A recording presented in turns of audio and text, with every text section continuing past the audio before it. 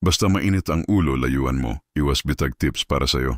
Okay, mga kapinoy, let's talk real talk. Proverbs 22:24-25 says, "Do not make friends with an angry man, and do not associate with a hot-tempered man, or you may learn his ways and entangle yourself in a snare."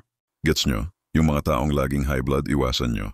Bakit? Kasi baka mahawa kayo at mapahamak pa. Sa ating kultura, uso ang pakikisama. We want to be friends with everyone, pero minsan, that can backfire.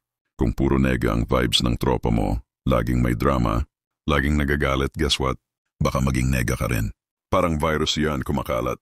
The snare na sinasabi sa Proverbs. Yan yung mga problemang pwede mong pagdaanan dahil sa maling pakikisama. Baka masira ang relasyon mo sa family, baka magkaroon ka ng problema sa work, baka mapahamak ka pa dahil sa mga kalokohan ng tropa mo. Kaya ingat-ingat din. So ano ang dapat gawin? First, be mindful. Observe your friends. Are they always angry? Do they disrespect other people? Do they make you feel stressed or anxious? Kung oo ang sagot, red flag yan. Second, set boundaries. Hindi ibig sabihin na iiwan mo sila, pero kailangan mong protektahan ang sarili mo. Limit your time with them. Don't get involved in their drama. And most importantly, don't let their anger affect you. Third, find positive influences. Surround yourself with people who are kind, supportive, and inspiring. Yung mga taong nagpapagaan ng loob mo. Yung mga taong nagtuturo sa'yo ng magagandang bagay. Yung mga taong nagpapatawa sa'yo. Sila ang tunay na kaibigan. Remember mga kapinoy, your friends can make or break you. Choose wisely.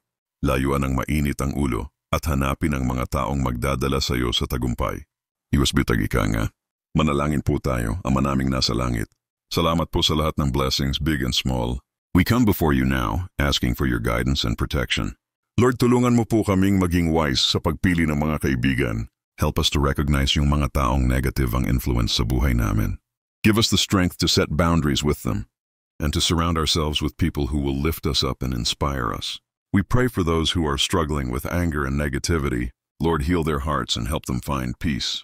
Guide them to make better choices and to find healthy ways to express their emotions.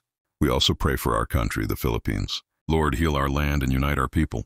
Help us to be a nation that is filled with love, compassion, and understanding. All these we ask in the name of Jesus Christ, our Lord and Savior. Amen.